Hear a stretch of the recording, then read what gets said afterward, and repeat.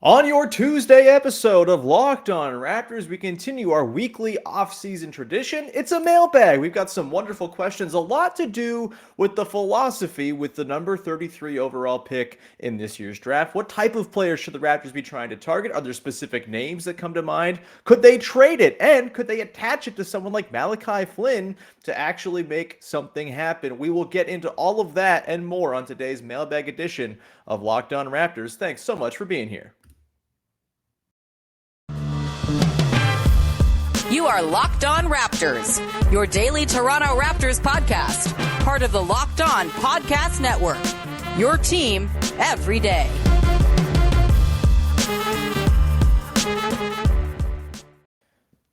Hey, what's going on? Welcome to episode number 1199 of Locked On Raptors for Tuesday?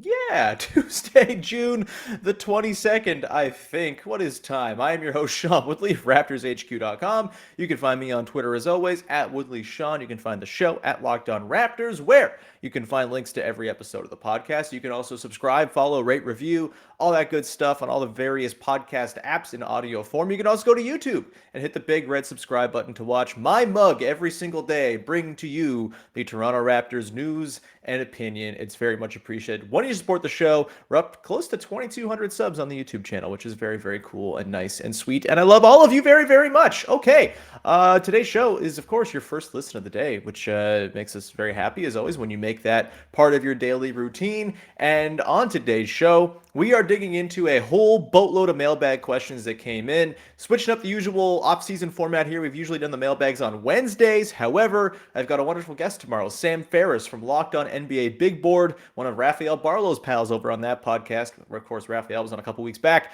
And he's going to come on to talk more about some guys at 33 who the Raptors might be able to select should they fall to them in that slot. So that'll be your Wednesday show. So today we're doing Wednesday mailbag on a Tuesday. Sorry for the confusion, but it is what it is. Okay, lots of great questions today, and a lot of them to do with the sort of philosophy around the 33rd pick and sort of what the Raptors' strategy might be on draft night. And I kind of want to lump a bunch of these together in the first segment here. So let's just begin with this one here from Matthew T. He asks, hey, Sean, how active do you think the Raptors might be on draft night? Is it possible to trade up into the first round or trade a guy like Flynn for another second rounder?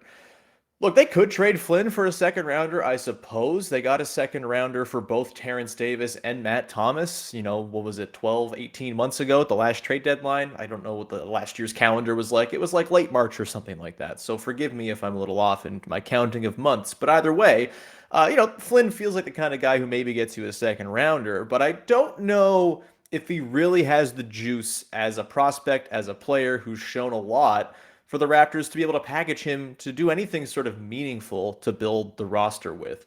Look, I have a hard time with a Malachi Flynn because I do think there's some stuff there. Like, he's obviously a very polished pick and roll ball handler. He surveys the floor well. He's a pretty tenacious defender as well at his size, and you love to see that. But what are we kind of going off of here? Not only as the Raptors, but as some other team that might, look at Malachi Flynn and say, okay, maybe that's a project for us. We're really going off of like 4 actual meaningful basketball games where he was really excellent after Fred VanVleet got hurt this season, came in, ran the show, and then got hurt himself, which sucks. It's really miserable for him that his first real run of getting a foothold in the NBA was cut short by a hamstring injury, but them's the breaks. Other than that, over the course of 2 seasons, we have the back part of the 2019-20 season or 2020-21 season in Tampa, where a lot of guys showed out things that maybe were kind of fool's gold, between Malachi Flynn winning Rookie of the Month for, I think it was March, and between Khem Birch looking like an 11-7 short roll corner three-point shooting big man. That never came to fruition. Freddie Gillespie was there the apple of everybody's eye for a second there when he came in and just grabbed a single rebound and was like, wow, we haven't had this skill all season long. So I have a hard time putting any credence into that back part of the Tampa season, and so we're really looking at this past year as like the first real season in a real structure when it's not an all-out tank going on in the back part of the season for Flynn to foster his career in, and he really did not do much outside of that handful of games after Friend went down after the All-Star break. He, didn't run with a starting job when he got a couple opportunities when the Raptors were addled with COVID in December. He had some other opportunities coming off the bench and just could never put together the shot making, the catch and shoot three-point shooting, which I think is a really valuable thing that he in theory should be offering to the roster, but hasn't quite figured that out just yet. And I just don't see a lot in terms of profile to suggest that Malachi Flynn is going to be some sort of guy that other teams are lusting to go and trade for. Especially when you consider the Raptors are the team that is known for development and getting guys, to sort of achieve their best and, put them in positions to succeed. And look, I don't think the Raptors have put Malachi Flynn in a particularly good position to succeed, in fairness to him. He was a pick and roll ball handler coming out of college, and they run the least pick and roll of any team, in the last 30 years or whatever. Probably not that extreme, but they don't run pick and roll. And so there hasn't been that much opportunity for Malachi Flynn to do the thing he was branded at being best at, which is unfortunate. But you also have to take the bull and run with it, or take the bull by the horns and run. I don't know what the analogy I'm looking for here is, but Malachi Flynn has not done that when he's had a shot, when he's been asked to run pick and roll in the sort of sparing moments where he has been. And at some point, you have to sort of wonder, what is Malachi Flynn going to be, and what does another team actually covet him as being, right? I don't think there's a team out there that's looking at Malachi Flynn, the guy who the Raptors couldn't figure out, be like, well, we can unlock this guy. Just feels like he's sort of in a long line of guys who get drafted late in the first round, second round, who kind of cycle through the league. And again, I don't want this for Malachi Flynn. I'm rooting for him to figure things out, bring him back next season. Maybe he gets some run off the bench, a little bit more experience. Maybe they run some more pick and roll. Maybe he develops some chemistry with Precious Achiuwa as he learns to be a role man, things like that. That's all on the table, and we could potentially see Malachi Flynn become a useful piece next year, but I don't think it's something you can bank on, and I don't think it's something you can bank on another team banking on as well when it comes to a trade. And so I think a team is probably going to go, all right, well, we can trade down, get the 33rd overall pick in Malachi Flynn, or we can just take a guy at 22 or whatever, and I feel like they'll be pretty happy with that. I also think it's very unlikely the Raptors trade back into the range that they already traded out of with the Thad Young deal, right? Like I think it was the 21st overall pick that the Spurs have now as a result. I don't see the Raptors then it just doesn't seem like great asset management, honestly, to trade the 33rd pick you got for Thad, also attach Malachi Flynn, whatever you think about him, to then move up to the spot that you were originally. Maybe, you can't go off of what your, cost of acquisition was before to dictate further moves or anything like that. But it already suggests to me that they weren't all that stoked about just having to pick in that 20 range. They're probably pretty comfortable at 33, otherwise they wouldn't have made that trade. And I kind of think Malachi Flynn as like a sweetener to move up into the back part of the first round probably isn't really getting it done for a team. I think if they're going to move up, it's probably somewhere in the middle tier of the first round. You get up to like 15, 16. Maybe that's where you're getting someone who you never really thought you might have a chance to nab. But I don't think Malachi Flynn's jumping you, 18 spots in the draft or anything like that. So it's tough. I feel bad for Malachi Flynn because he does feel like there's maybe something to tap there, but also maybe there's nothing to tap into when it comes to like high upside, regular rotation minutes, and maybe you just cut your losses. I'm still a little bit unsure as to what my belief on Malachi Flynn is, but when it comes to the philosophy of that second round pick at 33, I don't know if packaging that and Flynn to move up is really on the table for the Raptors here. Let's continue on with another sort of Flynn-related question. I have it here somewhere on the list. It's very, very busy times on the list. We have so many questions that came in. This next one here, it also kind of relates to that second round question, what the Raptors might do there. This one comes from B-Ball Thinking. With the amount of young talent and prospects in the stable right now, do you think Masai, Bobby, and Nick will draft more on longer-term project with the second round pick, or someone who will potentially spend the season, or someone who will spend the season with the 905? So is it project who is a 905 bound guy for a year or two that you try to, groom into something, or is it someone you can drop right in to your team? This is hard, man. I have a hard time with the draft because I'm not good at evaluating prospects. We'll get to some questions about evaluating prospects and sort of who I trust and stuff like that later on, but I try to know what I don't know.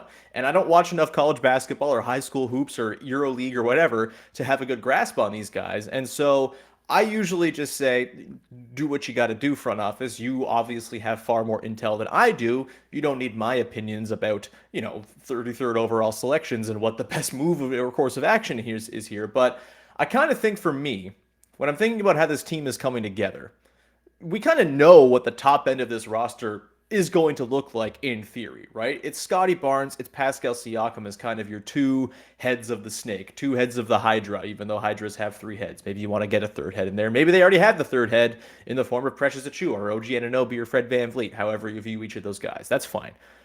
I don't know if you want to draft for look, of course you want to draft for upside. If you can draft a guy who becomes a star player, hell yeah, go ahead and do that. It's very hard to do that, of course, at 33, and guys who have that pedigree typically are probably going to hit a little earlier in the draft, and they're going to be taken by teams that can afford those sort of upside plays because what the hell else are they playing for anyway?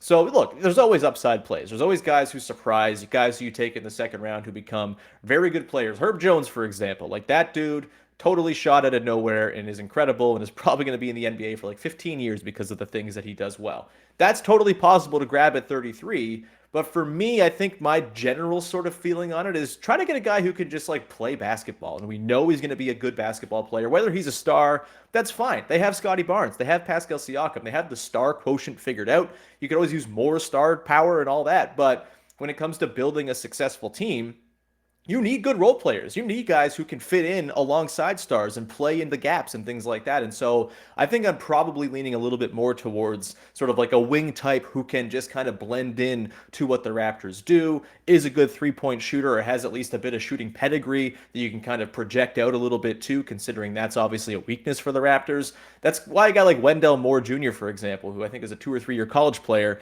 that's a guy who stands out to me as like, okay, that would be a perfect fit with what the Raptors need because while the Raptors are not hitting their competitive window just yet, it's always going to take these second round pick guys a year, 2, 3 years to really kind of hit full steam more often than not. And so I'm of the mind, get a guy who already has a pretty good baseline, see if you can build him up into a reliable role player, because every team needs really good role players. And we prioritize so much, oh, got to get a star, got to get a star. You're going to hit on those star swings very rarely comparatively to when you just take a guy who's just like a notably good basketball player who maybe is a little older or whatever that might be. And I think the Raptors have kind of done that too, right? They've toed the line. They've gone between guys who are older, guys who are younger, more project types in the past. They've, kind of blended it with a guy like Pascal Siakam, who was a 4 year college player, who obviously was quite new in his basketball playing career at the time he was picked, but still 4 year college player, or 3 year college player, I should say, had a little bit of seasoning there and also had, some things to obviously project out and grow on too.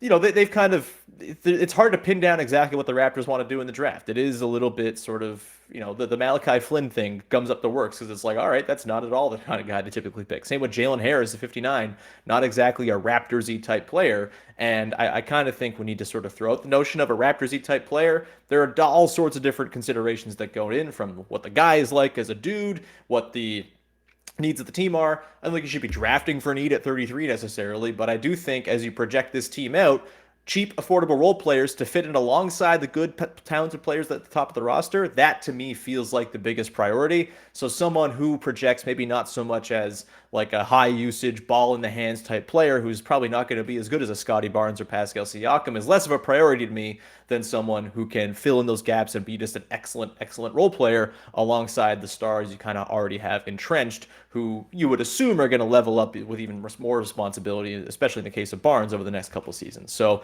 that's where I'm kind of at. Projects are nice, and look, you can always get projects with, undrafted free agent spots and stuff like that. I would kind of rather get a guy who can come in and maybe not play next season regular minutes, but has the sort of package and tools to potentially be a regular rotation piece within a year or two.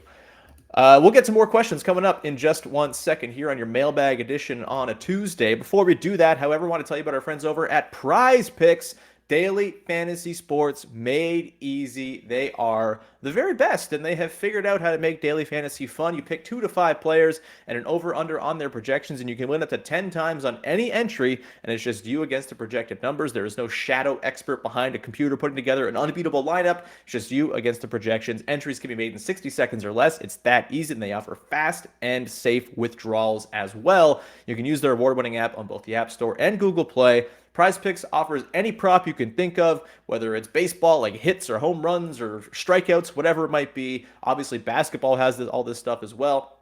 The NBA season's over right now, but I'm sure they'll probably bring Summer League or something like that in there because people love betting on Summer League and putting money down on Summer League. You can do mixed sport entries where you can pick a player from one sport and a player from another and have them on the same ticket. That is an awesome, awesome little feature as well. For a limited time, PrizePicks has an exclusive no-brainer of an offer for all of our users. Get $50 for free if a player in your first PrizePicks entry scores a single point, but you got to use the code NBA. That's right. This is an exclusive offer for Locked On fans. Sign up today. Use the code NBA for $50 for free if a player in your first PrizePicks entry scores a single point.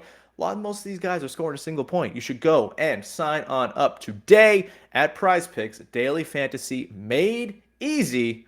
It's a lot of fun. Go check it out. Of course, not available in Canada, only available in select states. Please check availability wherever you live. All right, let's continue on here with some more pre-draft-ish questions related to your Toronto Raptors from the lovely folks out there. Let's kind of pick up again on the Malachi Flynn thread, shall we? I found the other Flynn question that I wanted to get to. This one comes from our pal Charlie Bender, who always asks great questions. Does it make sense to try to package Flynn in a deal to fill one of the many Raptors' needs, or should they keep him and actually commit to developing into a future backup point guard?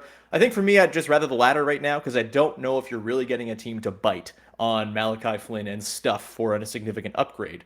Unless you find some team that's just enamored with him, some team that's so upset. Maybe the Memphis Grizzlies really wanted him back in the 2020 draft and instead got Desmond Bane, just fell to them, and they were like, man, Malachi Flynn would have been our guy.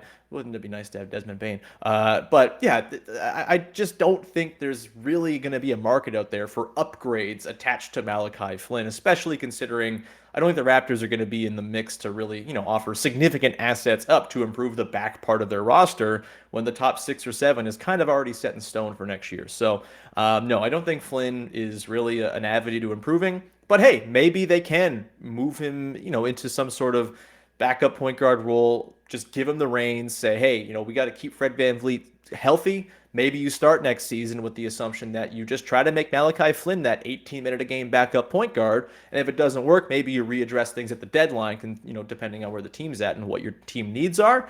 But I don't really see Flynn being an avenue to significantly improve this offseason. More draft stuff. Let's get another question here from our pal Freddie Rivas, at Freddie Rivas on Twitter. Regular question asker, former guest and future guest of the podcast. Of course, go listen to Confederacy of Dunks. He's the best. Anyway, considering how much information the average fan analyst doesn't have access to, workouts, advanced data, etc., what's the most reliable information to go on when accessing the draft? Look, this is why I try not to project my own opinions too much, and that might disappoint you. Viewers of the podcast, come into the podcast ahead of the draft to look for hard draft takes. I'm just not going to be that guy because I don't want to pretend to know things that I don't know. There was a time where I probably watched these guys a little bit more often and had some opinions to draw from them, but honestly, it's hard to really, have strong opinions on 33rd overall pick guys because I don't know what I'm looking at when I'm looking for sort of translatable skills from college to the NBA. I think that's kind of a weak spot for me, and that's fine. I think everyone should sort of accept when they don't know things. So for me, I just try to count on the people who do watch these guys a lot, right? The people who watch these guys the most are, obviously we have wonderful draft experts. Rafael Barlow is one of the very best, and he's been on this podcast. He travels all around the world to watch these guys. I trust what he has to say when he, has sources where he's talking to people and what they think about these players, and he's also doing his own analysis. The draft experts who really do the work, those are the people you got to trust, man. Your Sam Vecini's, your, of course, Rafael Barlow's, your everyone from Locked On NBA Big Board, all the different wonderful Twitter people from Raptors Twitter, from Hoop Goose to T to, all the different folks out there who do a really great job watching a ton of basketball all over the world and figuring out what guys work and which guys won't and which guys fit the identity of the team and which guys don't. It's a really difficult thing to do. I personally don't have the bandwidth to do all of that basketball watching of college and stuff throughout the year, and I respect the hell out of anybody who does it. And so I just try to go off of what the people who are informed and watch these guys the most say, and then try to infer my own opinions and analysis from that. And it's less all right, this guy is let's for example say Caleb Houstan. Somebody says something about Caleb Houstan. I'm not going to then offer my own thoughts on his game or anything like that, but I can offer thoughts on what everyone who watches the guy says about him and then what that would fit into the Raptors and how that would fit and all that stuff. So that's kind of how I try to go about it. It's a difficult thing. Obviously, like when the Raptors were picking fourth overall last year, yeah, I was digging into a little bit more film because it was an absolutely monumental pick for the Raptors to make and spend a lot more time thinking about it. But I find with 33rd in the draft, it's really difficult to even pinpoint guys because there's 50 guys who could go 33. Like the range is insane. They could always reach on someone you don't even know, and it makes it a kind of to me, an effort where I get frustrated because I can't quite have any sort of clarity on it. And as a result, I kind of just try to trust what people say. Get a handful of guys who I kind of pinpoint as, yep, that's my dude. Like Wendell Moore Jr. is up there. I think Caleb Houstan is kind of walking into that range as well. There's a few guys in there who I really like what I hear from people who are informed, but it's it's always so amorphous on draft night, and guys can fall and end up get going where in places where you didn't expect and things like that. So that's, I hope, a good answer to your question, Freddie. I try to know what I don't know is how I try to advance, access reliable information and trust the people who I do know what they're talking about, because there's lots of wonderful people who do that. Although I miss Robel. Robel was the best. He was on the pod a lot in the recent times until he went and got an NBA job. So good for him, but bad for my understanding of NBA prospects. We'll get to one more question here. I mentioned Caleb Houstan, so let's get this one here. This one from Cam Hilton. Is Caleb Houstan a viable target at the draft? If he makes it 233, he'd fit the profile to a T, wouldn't he? Look, sure, Caleb Houstan, like a 6'8" wing who shoots threes and was on the Montverde team with Scottie Barnes and Moses Moody and Cade Cunningham. And God, who else was on that team? Was Jalen Suggs on that team? The team was freaking loaded. It was ridiculous. Jalen Green was hanging around there, I'm sure. That seemed like the entirety of last year's draft was there, and also Caleb Houstan, which is funny. But a point that was made, I apologize, I can't remember which of the guys on Samson Folks' latest podcast at Raptors Republic talking about some of their favorites. I want to say it was Nabil who made the point, so I apologize if I'm misattributing this, but made the point that Houstan kind of already has time spent as like a off-ball player playing around stars on that Montverde team, and that could potentially help him translate his game to the NBA. Catch and shoot guy, long, defensively talented, or at least has the upside to project, defensive talent upon. That seems pretty intriguing to me. I don't love how a lot of folks just kind of gravitate to the Canadian guys, because I feel like that kind of is a limited, narrow scope of view. I don't know if I'm not accusing Cam of this or anything like that with the question, but I do feel like the Canadian guys always kind of get hyped as, well, the Raptors should take this guy. And hey, maybe they should. Maybe they should not just go for the passport. It's not something they used to do. They do it a little bit more recently. I think that's just because there's more good Canadian basketball players, and so it's a little easier to do. But yeah, Caleb Houstan is coming around on me as a guy. If the profile is what people suggest it is a catch and shoot guy who has some upside to maybe tap into, but can probably fit into a role player spot pretty quickly. All right, that works for me. That's kind of what I was talking about in the first segment in terms of the types of guys that I would like the Raptors to go and try and pursue.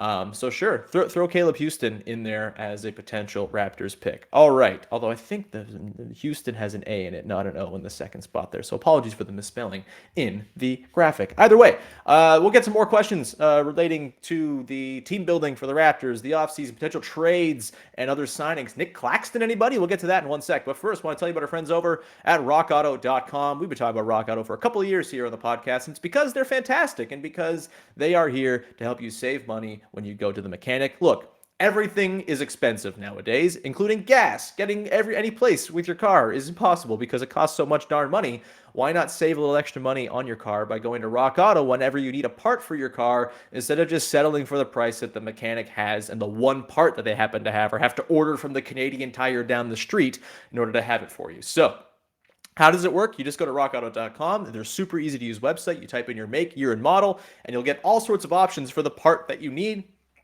And you can choose based on the brands and specifications and, of course, the prices that you prefer to pay. You can save yourself tons and tons of money that it can be better used towards filling up your car, I guess, or for things that are not driving related, because driving is hell. Go to rockauto.com right now to make it less hell and see all the parts available for your car or truck. Right, Locked On in their How'd You Hear About Us box and know that we sent you. Amazing selection, reliably low prices, all the car parts you'll ever need at rockauto.com. I use them, and if I can use them, you can use them too, because I know nothing about cars and they make me feel like I know what I'm doing. rockauto.com. Go check them out.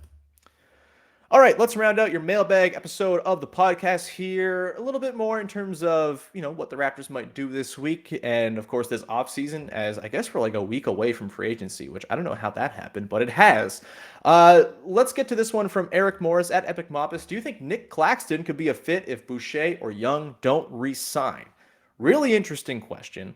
I think he could be a fit even if they keep them both, even though that might create a bit of a logjam in the front court. But you should remember, back at the deadline, there were reports that the Raptors are trying to get Nic Claxton for essentially the Thad Young package from the, I guess with no, there wouldn't have been a Goran Dragic going the other way, I suppose, just because of the money or whatever. But Nic Claxton was a guy that they had their eyes on at the deadline with a first round pick on the table. And so I could see it. Nic Claxton fits defensively, certainly. He's very mobile. He's the lob threat that the Raptors could sorely use right now. Maybe he's the man to unlock Malachi Flynn's pick and roll game. Who's to say?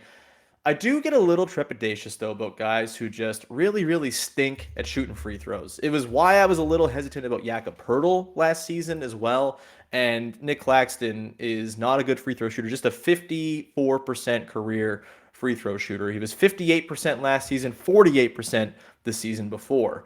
And I kind of find that guys who are so bad at free throws cause a lot of headaches and make it so they're not able to be played in big minutes down the stretch. And look, if you were giving up a first round pick for Nic Claxton, you're probably hoping he could play a lot of minutes. If it's more, you're signing him to a mid-level deal, and I think there was a report yesterday that the Nets might not even match a mid-level deal on an offer sheet for Nic Claxton, then hey, maybe that's something you can talk yourself into, and it's not an enormous investment necessarily where you're sort of expecting them to be high leverage players. You can have a mid-level guy be an 18, 20-minute guy off the bench. He can spell Precious Achiuwa, give you a little bit more size, give you a little bit more speed and versatility in your bench units, and you're fine if he's not closing games for you. And I think that's probably what the role would be if you were to go and try to sign Nic Claxton.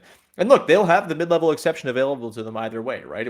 Again, there's about $31 million to work with between the mid-level and the 21 or so they have underneath the tax line, in addition to the mid-level, to sign Boucher and Thad with. And again, I think it's possible they sign both with that. I think Boucher is probably the more likely guy to stick around, as there's obviously a pretty good home here for him and the Raptors. They seem to have kind of connected on, hey, I can do this for you, we can do this for you. There seems to be some good simpatico between him and the franchise. Thad Young, a little bit more of a wild card as far as like, what does he want to do? He's late in his career. Does he want to go ring chasing? Does he want to stick around and play in 6'8" basketball utopia? We don't really know just yet. He could want to go back to Chicago, where he had some really good years, and he could certainly be used by the Chicago Bulls considering their roster deficiencies right now as well. So if you can't keep Thad or Boucher, 100%, I think Claxton is a pretty interesting piece to try to replace at least the Boucher side of things. Not the shooter Boucher can be or has been in the past, but does offer a lot of the same things in terms of offensive rebounding and athleticism and just sort of fitting into what the defensive scheme would be asking of him. But again, if you wanted to get Boucher and Thad and then also sign Nic Claxton, yes, that might be a little bit surplus to requirements in terms of number of dudes who can't really shoot who play in the front court. But again, I'm done kind of predicting what the Raptors are trying to do. It wouldn't be my first choice. It certainly wouldn't be. I think I'd rather a wing or a shooter type as my first choice. Kyle Anderson even instead of a Nic Claxton type. But he certainly does have some positive qualities. But again, that free throw percentage really, really gives me some pause, because that can be such a liability late in games if you're asking him to close games. If you're not asking him to close games, then maybe it's not a big deal. And, they have plenty of guys who could close games in place of Nic Claxton. But is it worth the financial investment? Maybe, maybe not. It's hard to say on him. I am pretty medium on Nic Claxton. I could see the argument for, could also absolutely see the argument against. Next question here. This one comes from Young Sahara, who asked a fun one. If OG asked out an OKC came calling, what would you package with him to get Shai Gilgeous-Alexander? The answer is all of the stuff. Whatever OKC wants, you give it to them, because Shai Gilgeous-Alexander is like the end game for what this Raptors build is, I think. If they can find a way to pry him free from Sam Presti's creepy mitts, that would be truly fantastic. He's an excellent, excellent player who would fit fantastically on this team. He could be a lead ball handler or co-lead ball handler. He can be an off-ball guy as well. it would just be a wonderful, wonderful fit. And yeah, you're looking at Gary Trent Jr., you're looking at OG, maybe Precious Achiuwa. I'm certainly Precious Achiuwa probably if you're really trying to make it happen. I'd be all for that. My thing is why would the Thunder come calling asking for OG Anunoby? If OG's asked for a trade out, I would assume it's to a place where he can sort of have the ball in his hands a lot more, and maybe the Thunder would want to offer him that. But the Thunder also, to me, are a team that doesn't seem like they're in the business of trading for guys who are 25 when they have 23-year-olds in the roster. Like that seems like a bit of a backwards way for them to go in this very weird ass rebuild they're doing here. And I just don't know if that's something they would even ever consider or entertain. There's going to be other teams out there that want OG. But this is kind of back to the point I was talking about on Friday with Mike Richmond about OG and how OG's only getting dealt for a trade like this, where you're bringing in a better player than OG and you're packaging OG with some stuff to then bring in said better player. You're not trading OG for parts and worse players than OG in the aggregate. And so this is the kind of thing, this is the right idea, certainly. If you're looking at trading OG Anunoby, which again, I don't think the Raptors are going to trade OG Anunoby.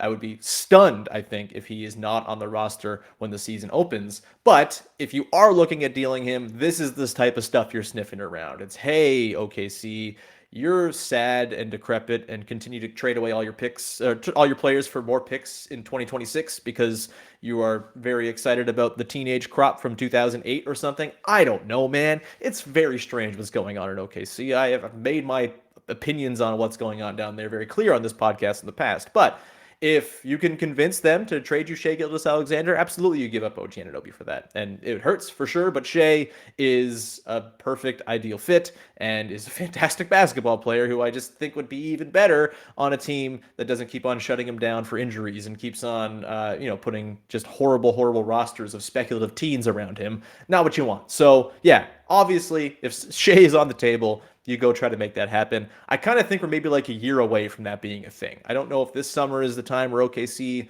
gets real itchy to trade away Shai, but if they start next season and they're still bad and they continue to kind of spiral, maybe Shai gets disgruntled with what's going on there. Maybe he just says, all right, get me the hell out of here. Maybe they realize, wow, we're still so far off and Shai is, moving into his prime. Again, I don't think they should be thinking this way. Keep Shai throughout the entirety of his contract. He's awesome. It's how you get better. But I am done trying to predict what the Thunder might do, and they could very easily say a year from now, you know what, Shai doesn't fit our timeline because he's 24 and our whole team is going to be 18, and that's just the timeline we want. It's all very icky down in OKC. I don't know what the hell they're doing. Let's continue on here. A couple more, maybe one more question to close this thing out, and this one comes from our pal at Pascal Fan Club, who got married over the weekend. We love Pascal Fan Club, still doing propaganda, even on his wedding day, tweeting in support of one Pascal Siakam. He asked the question, what are your thoughts on tweeting about the Raptors on your wedding day? Let's say hypothetically it was while you were waiting to get your hair done. Wonderful question. I am also getting married this summer, so shout out 2022, married year. That's great. Good stuff, Pascal Fan Club. We love to see it. Congrats to you and your wife. Yeah, I don't think I'm going to be tweeting about the Raptors on my wedding day. Sorry, man. Oftentimes in the off season, and if this were my wedding day on July the 1st, I might sneak in a tweet, kind of waiting for things to transpire in the morning. I don't know, but my wedding day is going to be late July. Everything's going to be off, and my phone's going to be hidden away somewhere, and I will be very much offline that day and trying to soak it all in. But I do not begrudge anyone who wants to tweet about Pascal Siakam being awesome, regardless of the day, especially if it's not like in the middle of your vows. I have no problem with you in the morning getting your hair done, tweeting about Pascal Siakam and how darn good he is, because guess what? He's very good. And a huge congratulations to our pal at Pascal Fan Club on getting married. It's a lovely, lovely thing. And yeah, go ahead. Keep on doing that propaganda. Just don't tweet from the honeymoon. Like, you don't got to do that. Enjoy the time away, man. Sometimes putting the phone away is the best thing you can do for your brain, at least for me. That's going to do it for today's Mailbag episode. Thank you so much for everyone who sent in questions. You are the very best. We'll be back again tomorrow with Sam Ferris from Locked On NBA Big Board to break down all of the various players who might fall to the Toronto Raptors at 33, who we have not yet talked about. We've talked about a few guys, talked about a good number of dudes with Rafael Barlow a couple weeks ago. We will dig into some more dudes and guys at 33 who might be Toronto Raptors players by the end of Thursday night, and that'll be with Sam Ferris tomorrow. So thank you in advance for checking that out, and thank you for making us your first listen of the day. Go make your second listen of the day, the Ultimate NBA Mock Draft. It's its own feed, and it is one of the best things we do at Locked On all year long. Every local host making picks, making trades. We've got analysis from Ryan McDonough, former GM of the Suns. We've got Brian Scalabrine on there. Of course, our Locked On NBA Big Board crew, Kanani Stevens hosts it all. It's so good. You have to check it out. It's a lot of fun. The first episode was posted as a bonus on the Locked On Raptors feed over the weekend. So if you want to just sort of dive into that and see, hey, what does this sound like? It sounds awesome. And you should go and then listen to the whole darn thing, which is running all the way up until draft day on Thursday. A lot of work goes into that too. Excuse me. It would be awesome if you would check it out. Okay, that's going to do it. We will talk to you again on Wednesday to talk more draft stuff. Until then, bye-bye, everyone. Have a good one.